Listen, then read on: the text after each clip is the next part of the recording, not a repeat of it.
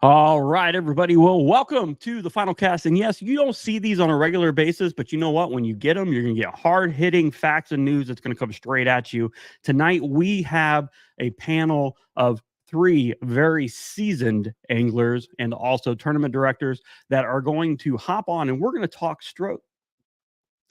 particularly all about tournament kayak fishing and everything that we can try to fit in a 1 hour show. So sit back, relax, make sure you grab that drink, and let's watch the final cast.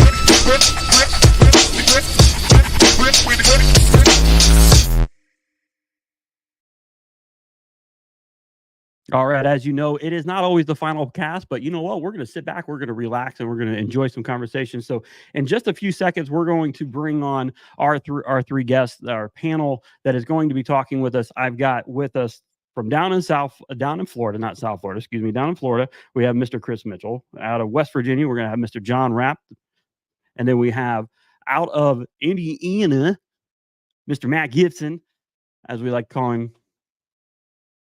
I can't actually say what we're going to call him, but anyway, well, we're going to have a good time tonight, and we're going to talk about some of these hard-hitting questions that I've kind of like stirred up from iCast and things like that, all about tournament kayak angling. But first, I want to tell everybody about one of our newest sponsors, and that is, if you see right here, CrossKicks. CrossKicks is coming on board, going to be joining us, and we are excited. We do have a promotional code. If you go to our Paddle and Fin page, you can pull it up. Use the code NEW, all capital 20, and you can get 20% off of your purchase at CrossKicks. And that's right, they have their brand new Tetra that's out there. I've got that already ordered and on the way, and they have their other models of shoes. So make sure you learn a little bit more about CrossKicks. Go to crosskicks.com and you can get them. Sit back, enjoy this quick message, and then when we come back, we will have our panel with us.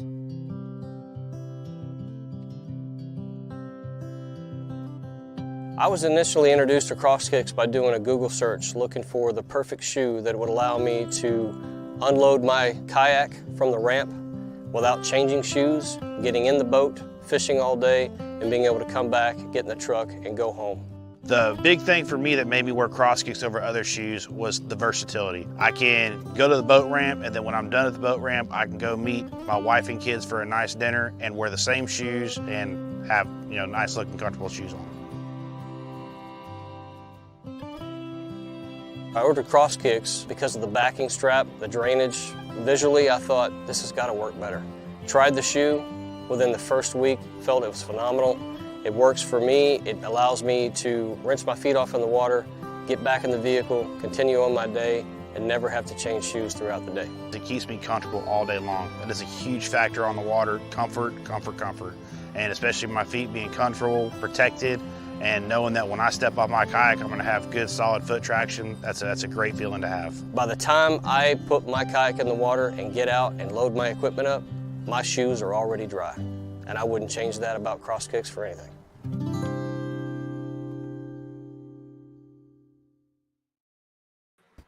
That's right. If you go to crosskicks.com and put in new 20, you can get some brand new kicks right now. And I am looking forward to them. The new Tetras, I don't know, Mr. Mitchell, I don't know if you're using these yet, but the Tetras, you can use them pretty much everywhere. People are even using them to wear with dress suits. So I'm just saying, I might use these in corporate America. That's all I got to say. Right, John? I use them every day in corporate America right here. Yeah, corporate America is inside of his basement, right? All right, so let's get a good introduction here. We have over here, we have John Rapp, who's been with us for Paddle and Fin and out of West Virginia. He's also been a tournament director, a co-host, a jack of all trades in the industry. He knows a little bit of something, everything we got going on here. Down here in this corner over here, we have Mr. Chris Mitchell out of Florida. He is, I would say, the angler of the year from the last tournament series that you had. Yes, sir. Yep, that was for the FKBT down here in Florida. Florida Kayak Bass Trail is the name. There you go. Florida Kayak Bass Trail, and also dabbling a little bit in the Bassmaster and trying to get into that, I think, maybe. Yep. We'll talk about that too, because that's all about conflicting schedules and things that we're going to be talking about. And then Mr. Matt Gibson out of Indiana, kayak anglers. That's right. Look at that. He's even wearing the hat, so he knew I couldn't mess it up. Right. Right. And Matt is one of our newest hosts out of out of out of Indiana and doing the Noob Show. But through our relationship through Dubro Fishing and everything we have going on ICAST, I've grown to love this big man of a mammoth of a person, because you know what? When he gets out on the kayak, you definitely know he's out there, because that's a big boy. I won't talk anything about a gator roll. Portrait. Boy, Gator Roll Gibson. There we go. Oh, that's it. Gator Roll Gibson. Done. Yep, I like it. Done. Yep. It just happened. All right. So, gentlemen, tonight we're going to talk strictly about kayak tournament fishing. And we have all done it. Chris is still currently doing it. Matt, are you still doing your local tournament trail series? Yeah, as much as I can. I had to fill in for kind of our leader, Jason Young. He's still recovering from a stroke, but yes, get out and fish as much as I can, and fish as many tournaments as I can as well. There you go. And then John does still, besides doing all of his at home, making his man cave look sexy and everything, does get out on the road and travels a lot to go fish. And we're going to talk about his particular insight and what he likes to do when he gets there. So, John, what are you currently working on getting ready to go into your next tournament? I can't think of any tournaments that I have upcoming. I'm leaving Thursday to go up to Susquehanna, meeting some West Virginia guys to go fish up there. We're actually paying attention to the weather with this Georgia weather that we just saw a little bit ago. It's going to be moving up the coast, and they're calling for a lot of rain up there, but we're paying attention to that. But going to go up there and fish for 4 days, and then turn around and meet Jody Queen and his group down in Virginia for a couple of days. Nice. Fish down there, but it's not tournament fishing, but nothing right now. It's not tournament fishing, but it's community fishing, right? Yeah. There you go. Chris, what do you have going on in your next steps? I'm pretty sure you guys at the FKB. Say it again to me. You almost had it. That's an FKBT. See, I've always screwed it up, and I'm going to make sure I'm not going to screw it up from here on out. Some of the guys mess up that name with the old name. So, yeah. It's what happens. So tell us, you guys are getting ready to start again, getting ready to start your season a little bit later because you're in Florida. Yes. Yeah, we'll start again in October just because the weather and everything. Too hot. Yeah, it's too hot right now. It's ridiculous. But I am currently in the KBT tournament bracket thing right now. So I'm still have to deal with the heat anyways. So you're doing the KBT, so the Kayak Bass Trail? Kayak Bass teams. Gotcha. Yes, they're doing the bracket elimination series right now. Gotcha. And a few of us guys just signed up last minute and just see what we can do. It's a nationwide thing, so see what type of trouble you can cause or havoc you can reap on the leaderboard, right? Yep. That's the whole plan. As you can see, each of these angles, and I'm going to tell you honestly, everybody, I have no plans to go back into the tournament fishing season. I'm now in soccer season, so let's just put it that way. But we are going to talk about kayak fishing tournaments in particular, and over the past couple weeks, when we were at ICAST, we've kind of seen a lot of changes happening, haven't we, Matt? We've seen some changes happening in the industry. We see some changes happening just financially for everybody. So give me a little insight of like what your thought is right now about the current kayak tournament trails and series that are kind of out there. Yeah, I mean, here in the state of Indiana, IKA, Indiana Kayak Anglers, we are, we're the oldest club here in the state. We are very traditional in that we're a one-day tournament. We're on Saturdays, about once a month, and we're almost actually done with our season. But what I've noticed with anglers and kind of what we're seeing in the state, and it's pretty obvious with our numbers, is it's not where it was 2 or 3 years ago. Participation's down for whatever reason. I mean, that can be a multitude of things. Either people just aren't traveling trying to stay around home. It could be, hey, like your situation, soccer season, baseball season, whatever it is.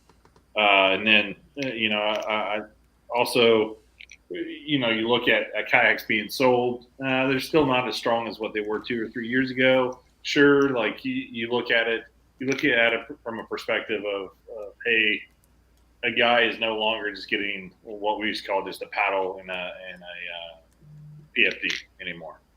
It's almost always a kayak, a motor, a battery. Hopefully it's a Z Pro battery. Hopefully, those great Z Pro batteries. But, just the volume, I would say, of kayak anglers is, I wouldn't necessarily call it a decrease. It's just not gaining like it was 2 or 3 years ago. I mean, we see it in our events. I'm sure, Chris sees it down in his area, and John probably sees it in his area too. And there's so many tournament trails now too. Right.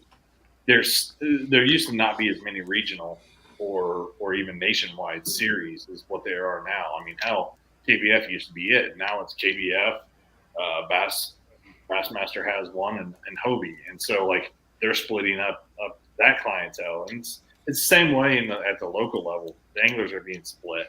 So that was a really long answer. Yeah, that was a great answer, actually, because it gives me a segue to go to Chris down below us about how do you take that opportunity, because there is so much flood in the industry of all these tournaments and all these trails, and then also the series. How do you select where you're going to go, and what's the thought process in making that selection? It really comes down to what you're looking for as an individual, on like what direction you want to go into, I guess. Because like if you see Hobie and then Bass, they had 2 different ways of fishing. You had no motor, or you can do motor, but now Hobie has motor in some of them, so it's starting to get mixed up. I would go for Bass because it has the bigger name, more opportunities to get your name out there, to have like sponsorship deals and stuff like that. It's just, I don't know. I think it's more of a personal thing, in my opinion. Well, I mean, I look at your back wall back there, and I see a lot of local trail trophies and also certificates and things like that. So tell me a little bit about what you put in your selection for your local trail. I thought that was wallpaper. We joke about that. It's gonna end up being wallpaper one day, but yeah. For the local stuff, I just try to do every single one I can. If I would generally choose the FKBT over, say, like Bass. You see the Bassmaster one there. That's for the Florida Nation. Right. I would choose FKBT first and then go into Bass, because honestly, FKBT has a better payout than Bass has, because they're split up regionally. And I'm surprised they pay out at all, really. Yeah, I know. It's just like, even if you get first, you're barely breaking even.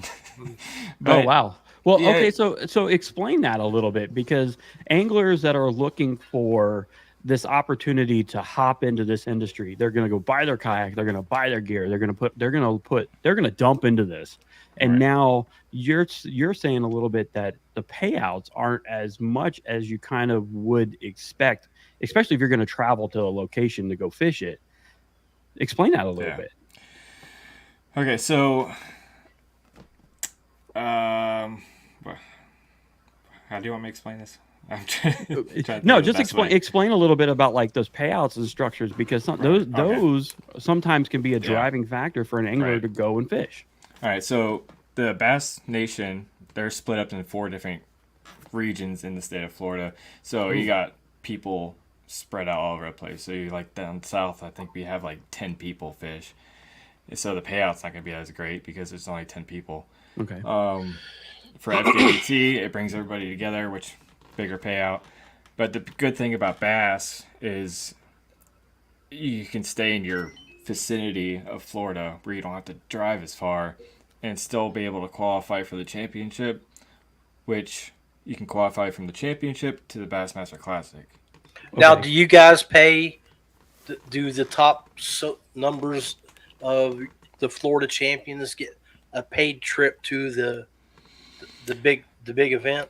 I don't think they get As a paid trip. I think they just have a spot.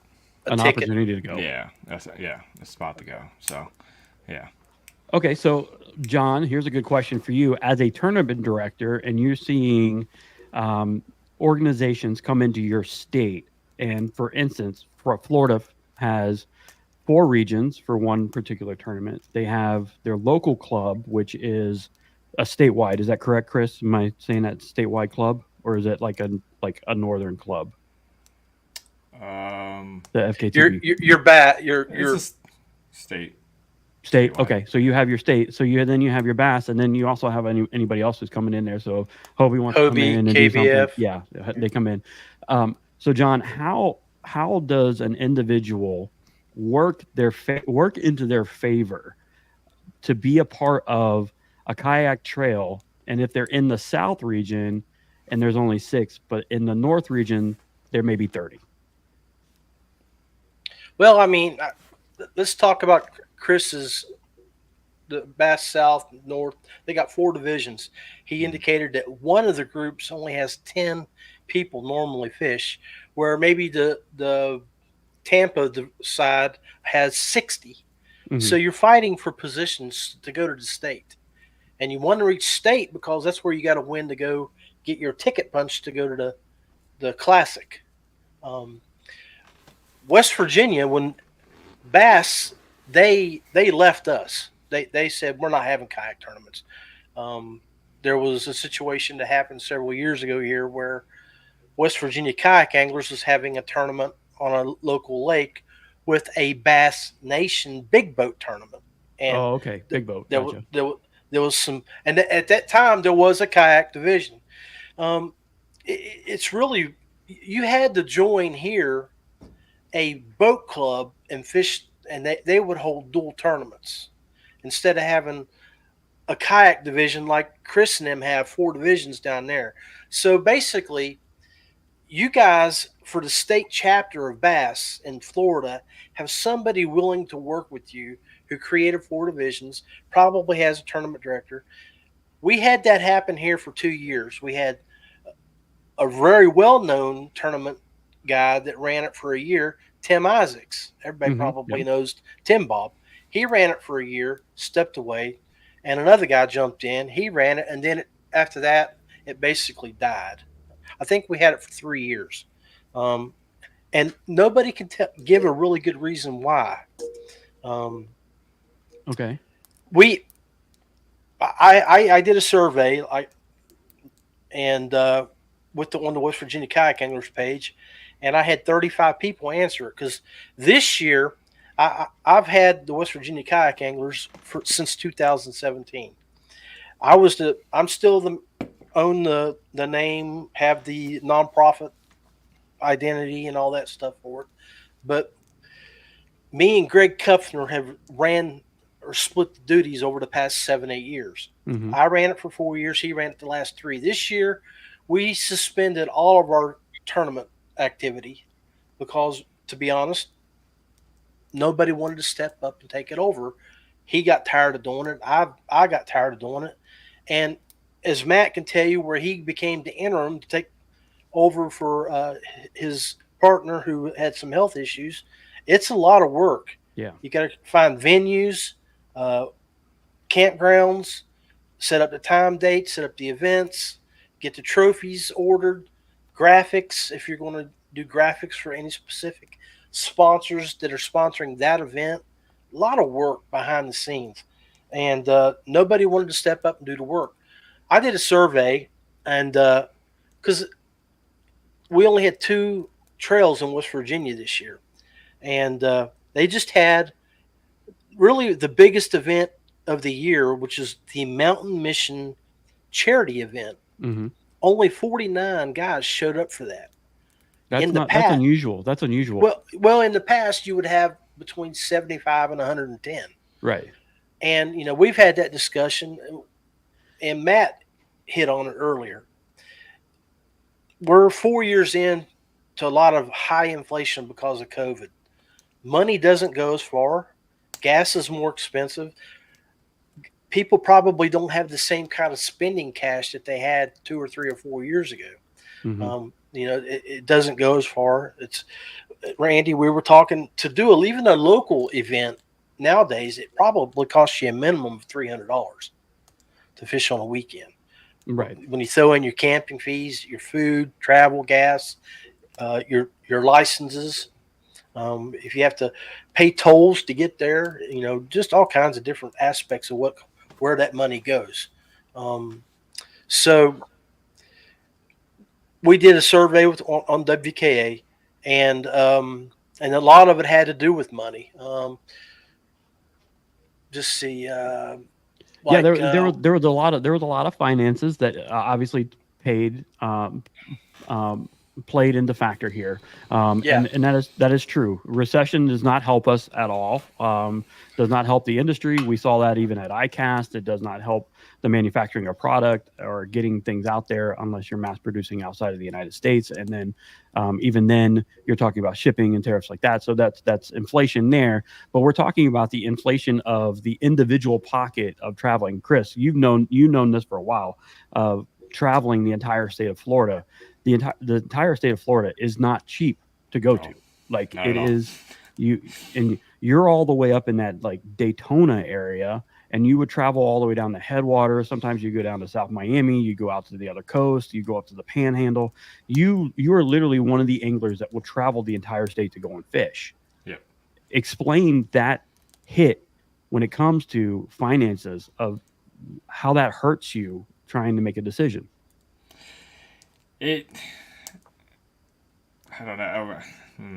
I mean, I've been pretty fortunate with not have to worry about the money so much, but I mean, to make a decision to go or not, it just isn't worth it in my opinion. And like, of course, I'm in this tournament stuff like deep, so any time of traveling is gonna be worth it in my opinion. But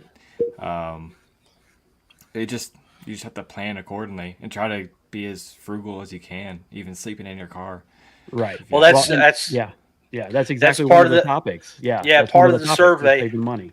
Yeah, part of the survey that I did a lot was close to half of the guys um, said that they slept in their truck when they went to an event. I mean, Yeah, I do that all the time. either that or they camped. Let's see, there were 12 people slept in their truck. That was 28%. 10% camped, or 10 camped. 6 Airbnb, 6 hotel, and 1 stayed with a friend or family if they could make that work. So, Yeah. Yeah, I mean, so you're looking at individuals that are making cognitive decisions on where they're going to go, how they're going to go about doing it, and how much money they're going to spend when they go and do it. Matt, when you're making a decision going to a kayak tournament, what are you putting into effect for that particular tournament? Yeah, I mean it's definitely travel time is one of those things that that is a big factor in travel. From where I'm at, and I'm near Indianapolis, so if you're not familiar with Indiana, it's damn near center of Indiana. So 3 hours north, I can be out of the state. 3-4 hours south, I can be out of the state, and then each side is another 2 or 3 hours. Right. But I will say that one thing that it did cut down on as soon as the gas prices went up is pre-fishing.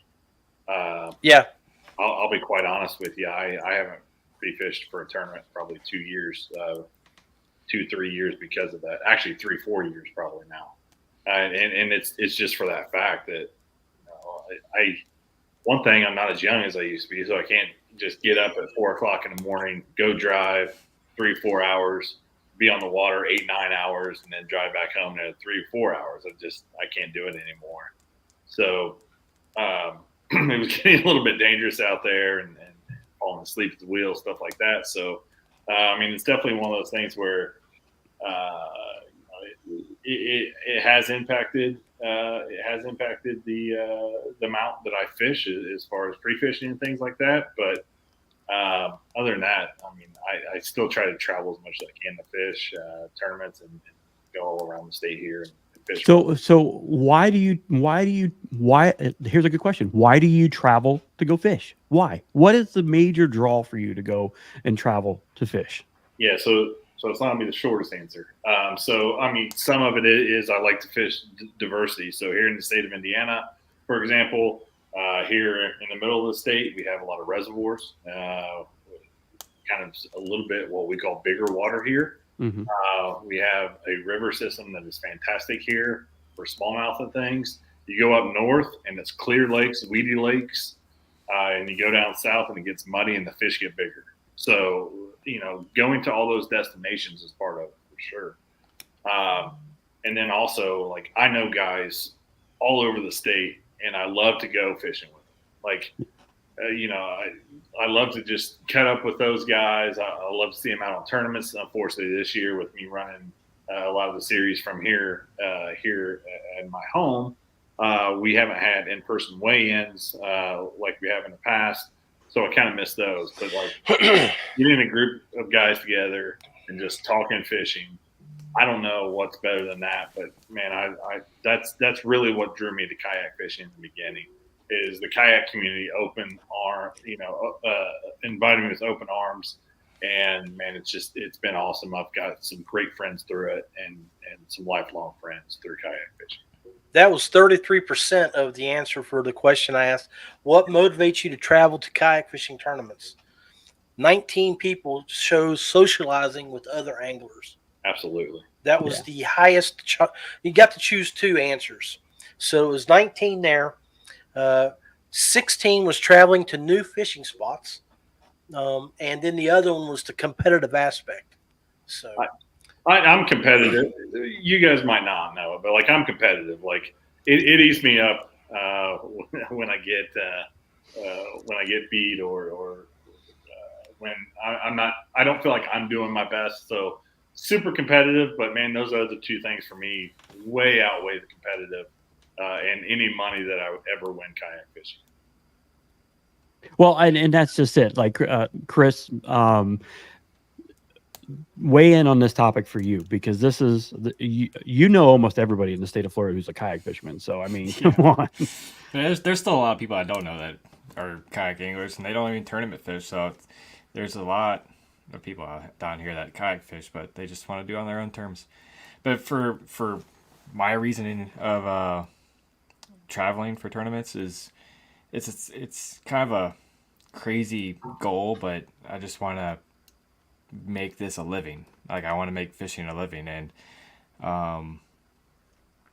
just traveling and doing the best I can in different aspects of waterways is the way to do it, and getting the experience, getting the like Matt said about diversity of lakes, the more experience the better. And yeah, that's my reason of traveling, is trying to make it a living, but slowly but surely. So John's on the opposite end of the spectrum now. He has gone from highly competitive tournament angling fishing and traveling the entire country to do it, traveling all the way down to Florida, hanging out with us at the KBF events and doing different things like that. John, what drives you to drive from West Virginia to Lake Murray or Georgia or Florida or anywhere to go to these events? Well, number one is the opportunity to cash a big check. The secondly is, the bragging rights. I mean, if you can win something like that, we just had Drew Gregory pop up there and said hello. Guy like him. I mean, when you get your name thrown up in front of a group of people like that in an event, if you're on a leaderboard, people recognize you. And Chris is talking about getting paid. Well, I make more money now sitting at home as a kayak angler than I made traveling and fishing those tournament scenes back in 13, 14, 15. I cashed checks.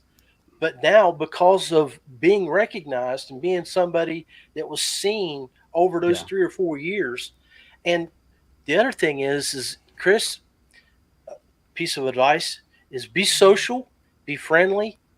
Don't talk to the tournament organizers and the anglers because it's called networking.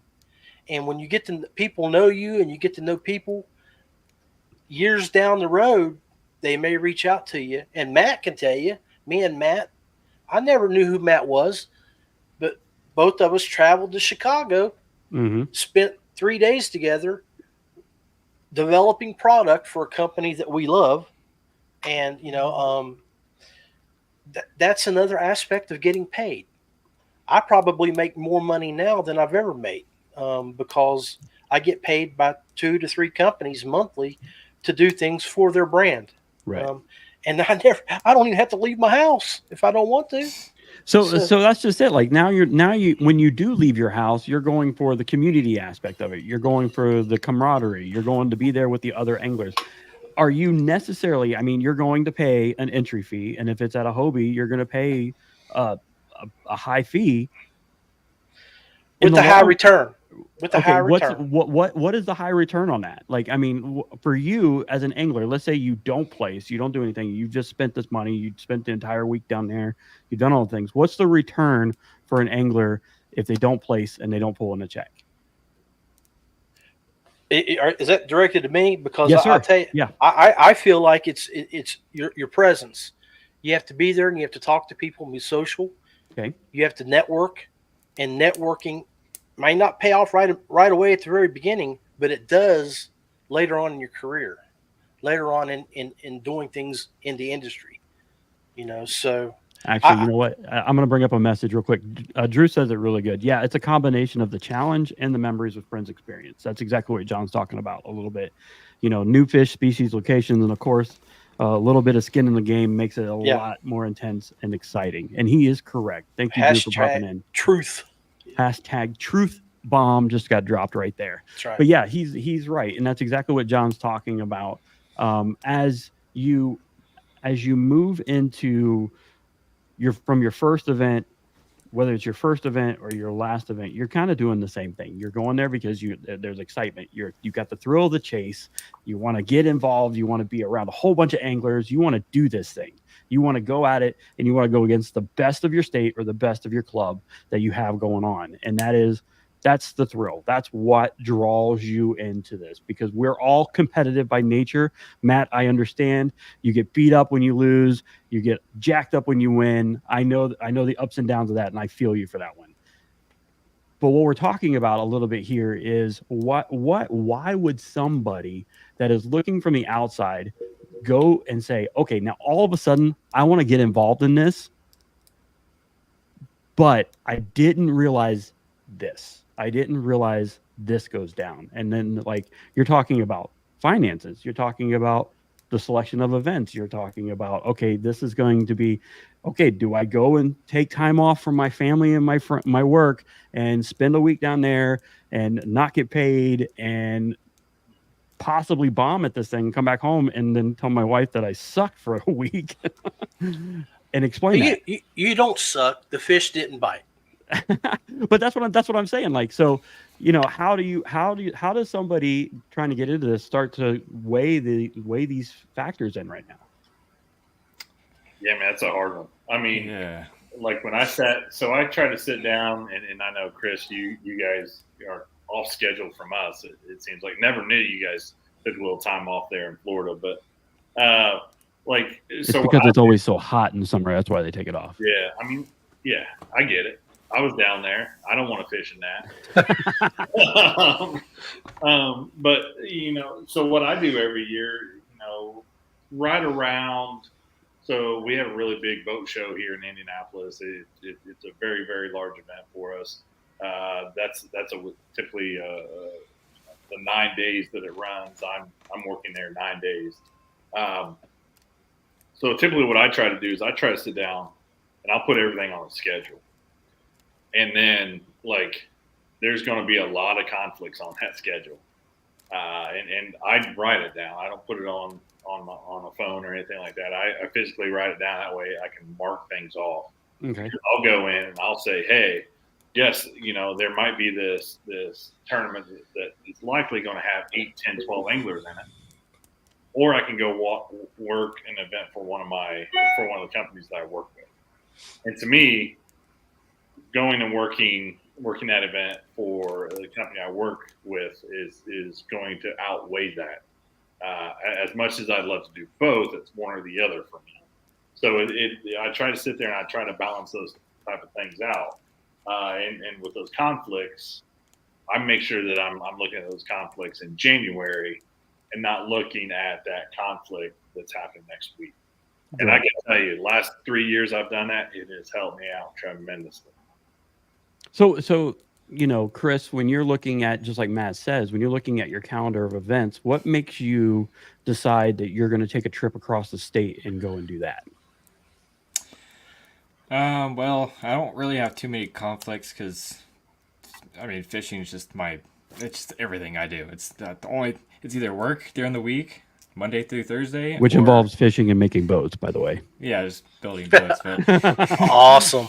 It's work and then fish on the weekend. That's my whole past 5 years of kayak fishing. I've been doing this. Yeah. And so the only other conflict I have is just if there's another tournament the same day as the one I originally planned on fishing. So those two tournaments, okay, when you look at them and you have to make a choice. Which one do you go to? Okay. Is the payout what brings it to you, or is it the travel and expenses? Because so it's always the payout that wins. Yep. Yeah. If I don't look at the travel costs, if the payout's gonna be better, I'm gonna definitely go do that one. Okay. Well, it also helps when you're a top 5 fisherman at almost every event. Good job, Chris. Thanks. Yeah, I'd pick those high payouts too. Yeah, if I was a hammer, I would too. I would do it too. I would too. As an angler, when you're traveling, what motivates you to travel to a kayak tournament? Is it learning skills? Is it traveling to a new fishing spot? Is it obviously it's the payouts on some of these, because some of these payouts are quite large. That's what helps make a deciding factor in it. Right. And is it the socializing factor? And when John did his questionnaire about this, the leading factor was socializing and then just getting the opportunity to travel. Don't get me wrong, I love socializing with everybody after at the weigh-in and everything, but that's just not like the top of my priority list. Yeah. I'm just like a hardcore tournament guy, and I feel horrible about saying that, but it's what it is. But the main factor, I guess, for a long travel is usually location. Okay, location. Yeah, and that was number one for that question. What is the most important factor when choosing a kayak fishing tournament? 57% was location. Yeah, and when you got to have good places, event headquarters, good fishery, places to eat, lodging, all of that's got to mix, and then if you can keep it close to a major interstate too, like Lake Murray, Columbia is right nearby, Santee Cooper, South Carolina, right nearby, Orlando, all those locations have places that you can fish right nearby. We stopped at what was that place, Matt? Orange Lake, which was not too far off the beaten trail there in Gainesville. And by the way, Chris, that place sucks. No, I don't know, but right now it's on fire. But. Well, it would be. Hey, Matt, it would be when we're not there. I did catch my personal best. Didn't I, Matt? You got him, buddy. You got a personal best both then. Oh, Chris, you'd love my video, bro. I got it all on my Insta 360. Yeah. Fighting that fish. I caught that fish. I'm fighting it, and I get it in the net, and I drop that net between my legs because all I saw was a fish about that damn long. And the boys, I'm from West Virginia. You don't catch fish like that very often. I threw that damn thing between my legs. Matt was to the right, back in a bunch of garbage. I don't know how the hell he got over there. And then Brian was down straight ahead, so I kicked that NK300, and you've been there, Chris. You know that little channel is about that wide. Yeah. I had that 300 rolling through that channel, and I'm yelling, PB! PB! Brian Schiller! Matt Gibson did not let me down. Let me not hear Brian Schiller at least 10 times a day in the room. I'd be sitting over there. I'd be sitting over and I'll hear Brian Schiller, Brian Schiller. Then I get there, and you may know him. Is a buddy of mine. We met Timothy Campbell. Yep. I know. He met us there, and he comes rolling over, and I'm pulling the net up to hold. And he's like, "John, I think that's a bowfin." And I look down there, and I'm like, "Son of a love biscuit!" And luckily, the hook came out of its mouth before I reached down in there and got my fingers in all that. Yeah. Beavers. Oh yeah. So, I would have chewed you up pretty good. yeah, I would have knew right away that wasn't a bass. All right, so what we're going to do, we're going to take a quick break so these guys can get a drink. We're going to give one of my major sponsors, that is a Rogue Gear Company. Make sure you get that phone protector. Protect that phone, protect that investment, so that way you can always score those fish and take those memorable photos. So sit back and enjoy this commercial.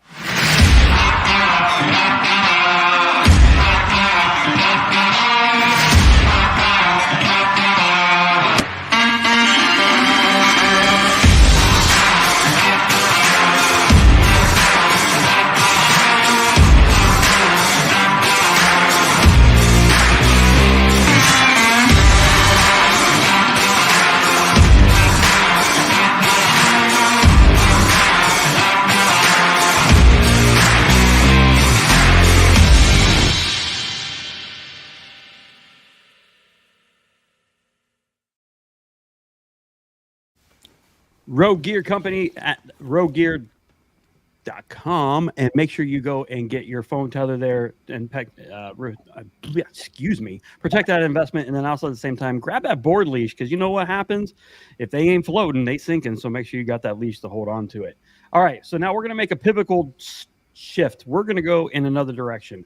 As a community of anglers and everything that is kind of going on, how many of you are a part of your local club? Just raise your hand. Just say, yeah. Boom. Right? Boom. Besides running it, owning it, fishing it, doing something, you're part of the local club. And that's one of the things that you want to make sure you're a part of, is making sure you're part of your local fishing club, whether it's a statewide trail or it's an area that you guys kind of hone in on and you perfect. Be a part of that local trail. Cut your teeth. What's that? So that's where you cut your teeth. That's where you learn. That's where you learn all the heartaches, all the hardships, and you learn the pluses, the minuses. You learn everything you can about about being in this industry, as starting out at the local trail. When you make your decision on what you're going to do for the year, because obviously with some trails there's a yearly membership. With bigger organizations, there's a yearly membership that helps you a little bit offset some of the things, or gives you discounts that help you offset that cost. What makes you decide how you're going to spend your money when it comes to local or a national trail? John, you go first. Oh, that was a question. Well, I'm going to go back to the Matt Gibson principle. And, you hashtag Gator roll it on a piece of paper. You write everything down. And you determine, like Chris has done, you choose. Say, like August, I've got a Hobie event. I've got 2 local events and maybe a KBF event or a Bass Nation event, whatever. You choose those based on your priorities, which is payout, travel, cost. You try to look at all those factors. If you're new to the sport, I recommend you sort of try to stay home. There's so much you can learn from the guys that you fish with. I've got to fish with the Mark Edwardses of the world, the Brian Aliffs, the Jody Queens. These guys have different techniques, and when you're out there and you're fishing with them, you learn from them. Mm-hmm. And the local club guys, they normally, according to the survey that I did, it's all about the socialization aspect of it. And when you're doing that, you're talking techniques over a nice cold brew while you're pre-fishing the night before at a campfire. Yeah. You're learning something. And in the aspect of fishing, all information is good information, because you can always throw out the stuff that don't apply to you and your techniques, or you can pick up something from somebody that you can add to your tool bag. So I highly recommend anybody that's coming into the sport, grassroots clubs, get involved with them, fish with them a year or two, Yeah. learn how to photograph fish, learn good sound techniques on the water.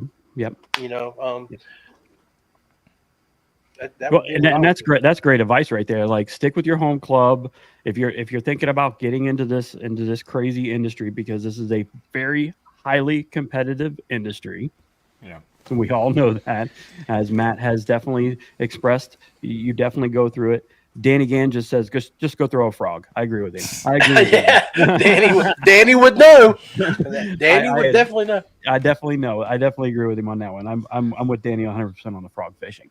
But start at your local club, start at your local events, and branch out from there. If you start to work your way across a state series,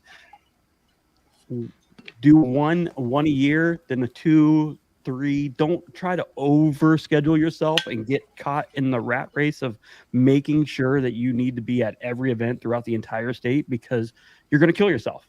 Yep. You're gonna overwork yourself. You're gonna overstress yourself, right, Chris? Yep. I did. I did that last year with bass and FKPT. Yeah. So, but yeah, definitely Go for it. take it easy. You don't want to, like Randy said, you don't want to put too many eggs in one basket kind of deal. So you just want to take it. Treat it like a marathon, not a sprint. Right. There you go. Yep. Because John, at the beginning of when we all started this, exactly, Danny, pick your battles. Exactly. When we started this many years ago, and there was only one kayak trail series, you were trying to get to every single one of them, no matter where they were at. Oh yeah, and then you were fishing their monthly onlines to go to be part of that 100. Yeah.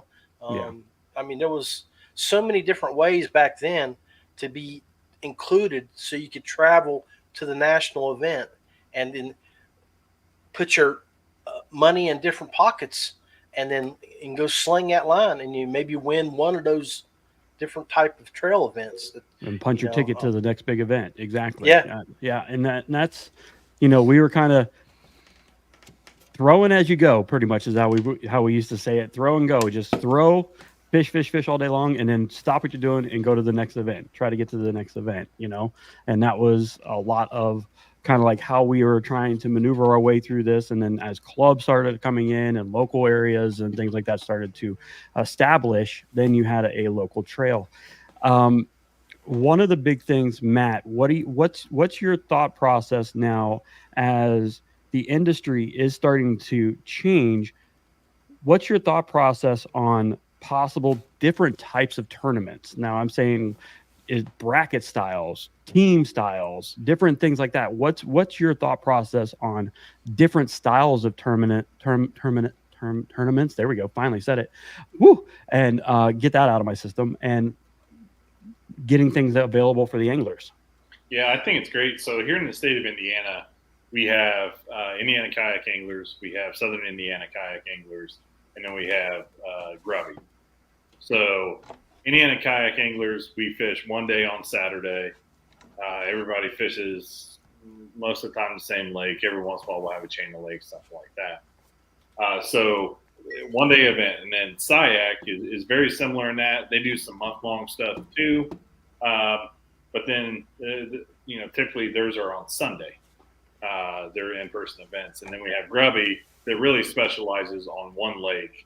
Now they have a trail series now that moves around, or two trail series that moves around. But so they fish, they're unique in that you can pick your day.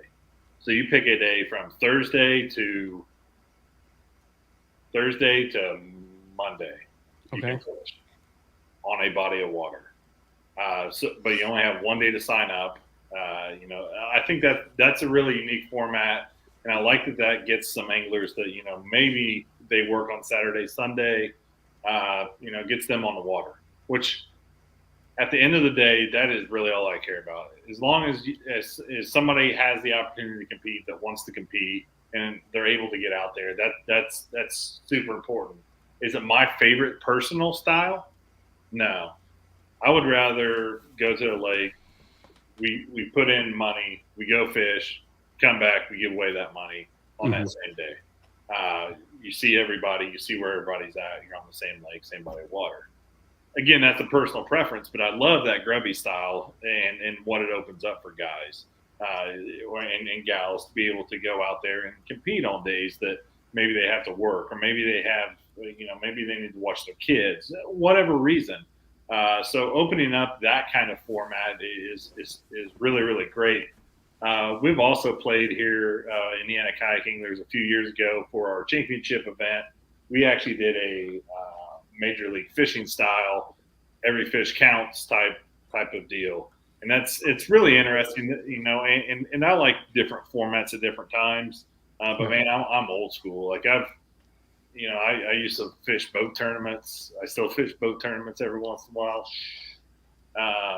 Still fish I fish out of a kayak a lot as well. So I've probably fished hundreds and hundreds of tournaments.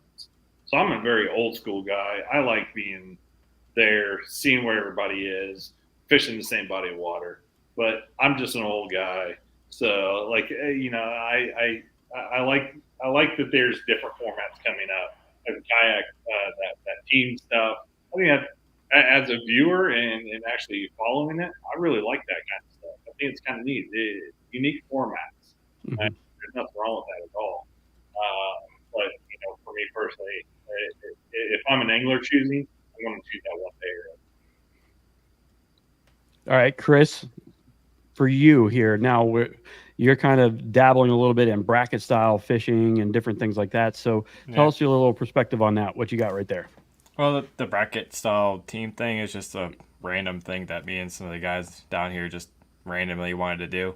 It's nothing that like we want to pursue, Right. That's just something to fill in the void until the actual tournament season starts, coming back.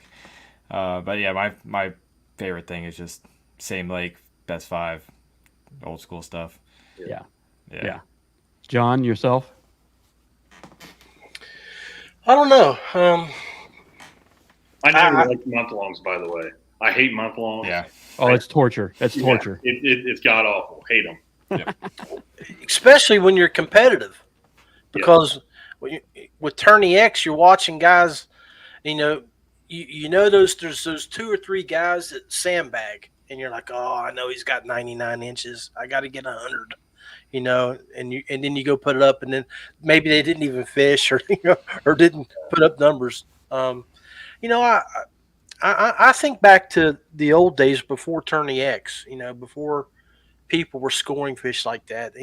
We used pen and paper, and what I liked about pen and paper scoring, I even did it, and just did my month long on Tourney X. One, because a lot of the lakes that we fished around here in West Virginia, you didn't have cell signals, so guys had to go an hour to a McDonald's somewhere to find the signal to upload their fish. But we would just do pen and paper, and people would have to come back to an award ceremony, to score their fish, and to be able to, even if they had a bad time or a bad day, they would come back and score them because they're looking at the big picture, which is Angler of the Year. They get those fish in. They may finish 33rd or 40th, but they don't want to finish with 0 points. They want to get something out of it. Mm-hmm. So pen and paper was good in that aspect. We used to have 3 fish limit back then too. Yes, we did.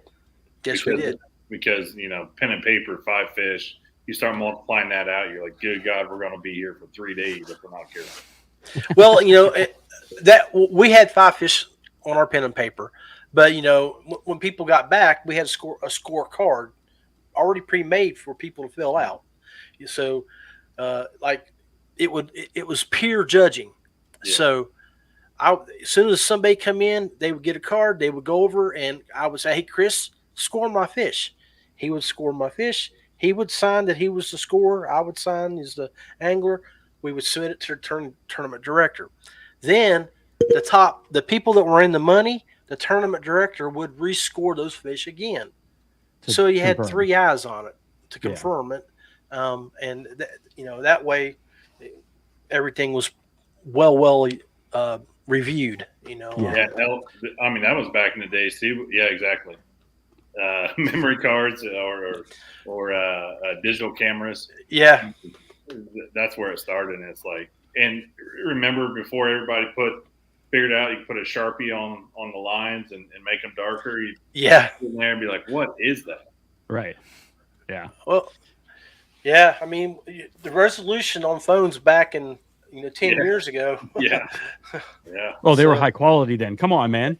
Yeah, they were good, but oh hell. They weren't that good. Razor, man. Well, and there is so much for an angler to kind of get involved in this industry, whether it's a monthly, a local club, a bracket style, a massive team style like the KFL was back in the day. You're talking about, and Chris knows a little bit about that one and the travel of dealing with KFL and having to be a part of that and massive teams and organization and things of that nature. And then on top of that, your national trail series, whether you're going to travel to Louisiana, some of them are traveling out to California, different things like that to go and do things. There's a lot to be involved in this industry that can just be a part of it. But what we're trying to put in a nutshell here is, one, there is going to be a financial cost that's going to be to this. So you're going to have to outweigh which event you're going to and what you're doing. Also about the style of fishing that you fish, right? Yeah, and one thing one thing that I think we've been talking about but haven't got down to is entry fees, right? Entry fees are expensive. Why are entry fees going up? Well, that's because as a tournament organization, stuff is going up. Like, Well, look at Tourney X went from $5 to $6.50. yeah, I mean that's a perfect example. And it's a great platform, but $650, you take $650 out of that, you take money out for Angler of the Year at the end of the year, and then PayPal, because you have to use PayPal, so you're going to get hit there, and then insurance has risen and continues to rise, and I'm guessing it's not going to go down. That's typically not what happens with insurance. Yeah. So things are more expensive for tournament organizations to even put on an event, to even break even.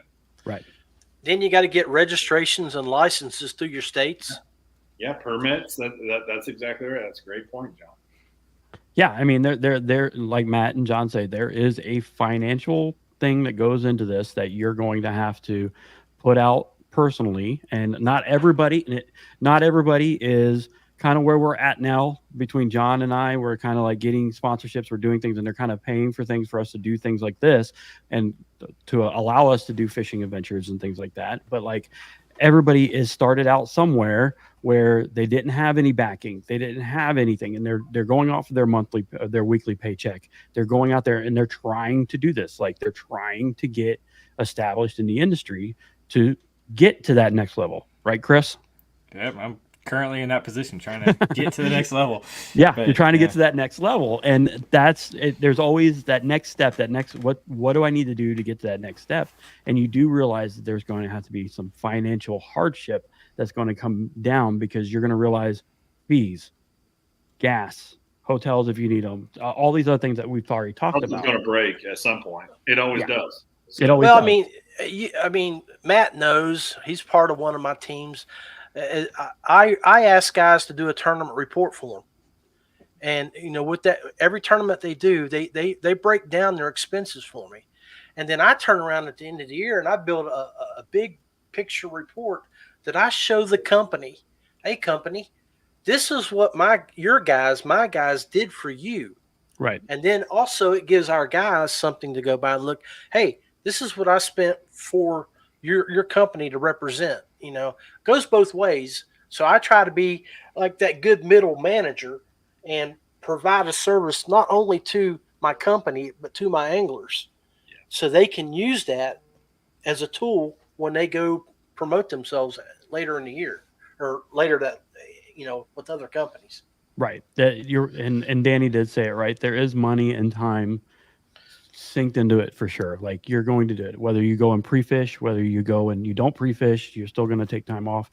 There's going to be factors that are going to play into this, and you need to have an understanding beforehand that yes, this is going to cost you some money to do, and document what you do. Exactly. Because if you're not, you're wasting your time. I mean, because you need to be able to show people your value, what you spend to represent them. Correct. You're right, and that's actually a really good parting note. Remember when you're going out and you're getting ready to do this, I want to thank Chris and Matt and John for coming on. Their insight is always incredible. It's awesome to see Chris. I haven't seen him in about 2 years now. Yeah, it's been a while. It's been a while, but we got to see Chris again on the channel. Thank you to everybody who has kept the chats going between Dustin and Danny, Southeast Georgia Kayak Bass Fishing. We have Drew Gregory was on board with us a little while ago. Gene Campbell from out of Colorado was here. Amy Brown down in Florida was here. Oh yeah, so that's good. She's doing good down there. Her and Wendy are kind of doing very well in that area, so they're doing good. They're taking over. That's for sure. So we are definitely thankful for everybody for being here. And again, always make sure that when you get ready to make this decision and you're getting ready to go in competitively, start at your local level first. That's where you're going to learn all your valuable insight.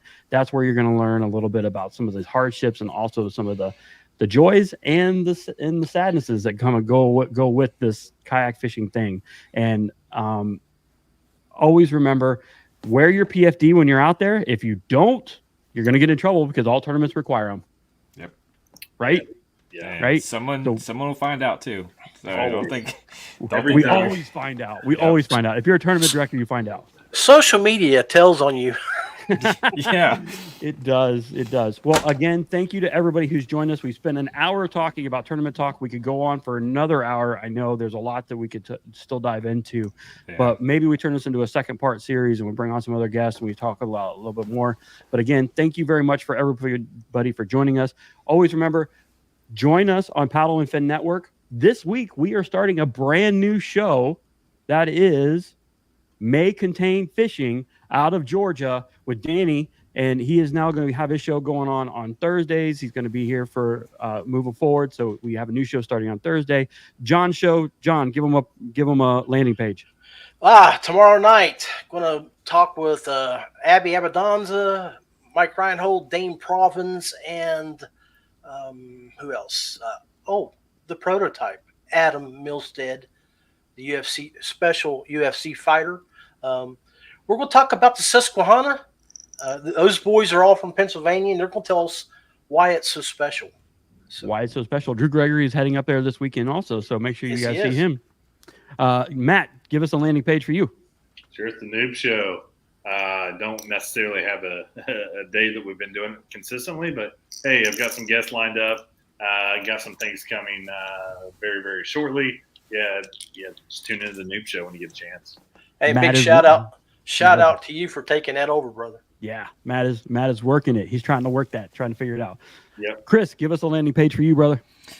I do a lot of YouTube.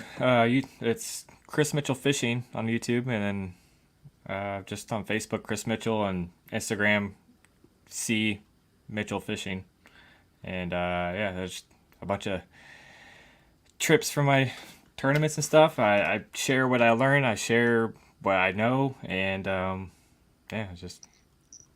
I always love Chris's blooper reels. Blooper reels are always the best. I share everything, so I got nothing to hide. Attaboy. Outstanding. So make sure you guys keep up with us. The final cast is always going to be on. We're now working on a new schedule. We're going to be here every Monday. I am working on pushing out content, whether it's going to be industry, traveling, anything that you need in the industry. So we're going to be talking more about those things and also bringing in other guests outside of the industry that is kind of making their way in. So we're going to be seeing a little bit more of them. So sit back and relax. I hope you guys have a wonderful weekend. Thank you to our panel for joining us, and I hope you guys have a wonderful week. And always remember, again, wear your PFD, because you know what? No one doesn't want anybody to not come home when you've been out on the water all day. So make sure you wear that PFD. All right. Enjoy your weekend and get out on the water. Enjoy yourselves. See you guys later. Have a great day. Bye.